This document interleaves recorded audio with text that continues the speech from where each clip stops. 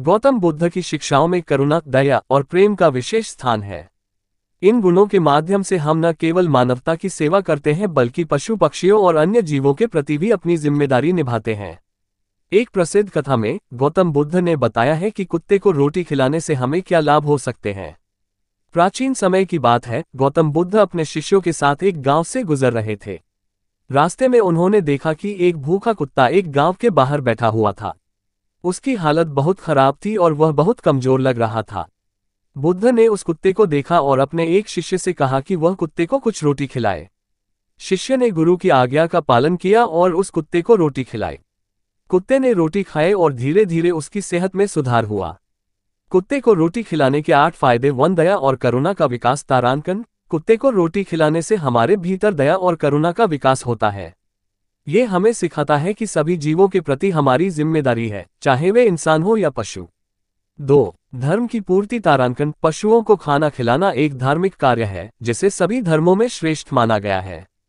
इससे हम अपने धर्म के प्रति सच्चे होते हैं और अच्छे कर्मों का संचय करते हैं। 3 तारांकन, मन की शांति। तारांकन, जब हम किसी भूखे जीव को भोजन कराते हैं तो हमें मानसिक शांति प्राप्त होती है। ये शांति हमारे मन और आत्मा के लिए बहुत लाभकारी होती है। 4 तारांकन, कर्मों का फल। तारांकन, अच्छे कर्म करने से हमारे पिछले बुरे कर्मों का असर कम होता है। कुत्ते को रोटी खिलाना एक ऐसा कर्म है जिससे हमारे जीवन में आने वाली कठिनाइयां कम हो सकती हैं। 5 तारांकन, सकारात्मक ऊर्जा का प्रवाह। तारांकन, ऐसे कर्मों से हमारे चारों ओर सकारात्मक ऊर्जा का प्रवाह होता है। यह ऊर्जा हमारे जीवन में सुख, समृद्धि और खुशहाली लाती है। 6 तारांकन, सहृदयता का विकास। तारांकन, इस प्रकार के कार्यों से हमारे भीतर सहृदयता का विकास होता है। हम दूसरों की परेशानियों को समझने और उनकी सहायता करने के लिए प्रेरित होते हैं। 7 तारांकन, प्रकृति और जीवों के प्रति सम्मान। तारांकन, कुत्ते को रोटी खिलाने से हम प्रकृति और जीव जंतुओं के प्रति सम्मान करना सीखते हैं। ये हमें सिखाता है कि हम इस धरती के सभी जीवों के साथ समानता से पेश आएं। 8 तारांकन, सांसारिक समस्याओं से मुक्ति। तारांकन, यह माना जाता है कि जब हम किसी जीव की भूख मिटाते हैं तो हमारी जीवन की समस्याएं भी धीरे धीरे कम हो जाती हैं। ये कर्म हमें सांसारिक दुखों से मुक्ति दिलाने में मदद कर सकता है। गौतम बुद्ध की इस कथा का मुख्य संदेश यही है कि हमें अपने जीवन में सभी जीवों के प्रति करुणा और प्रेम रखना चाहिए। चाहे वह एक छोटा सा कुत्ता हो या कोई अन्य प्राणी, हमें उनके प्रति भी उतनी ही संवेदनशीलता दिखानी चाहिए जितनी हम इंसानों के प्रति दिखाते हैं।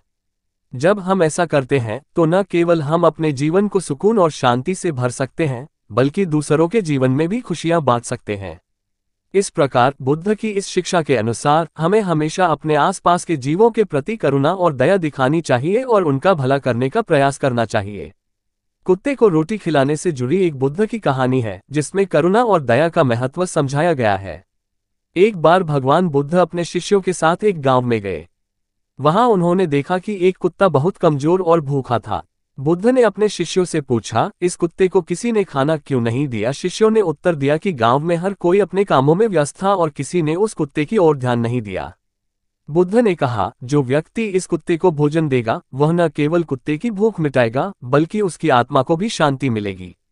बुद्ध ने बताया कि जब हम किसी भूखे जीव को भोजन देते हैं तो हम न केवल उसके शरीर की भूख को मिटाते हैं बल्कि उसकी आत्मा की पीड़ा को भी कम करते हैं।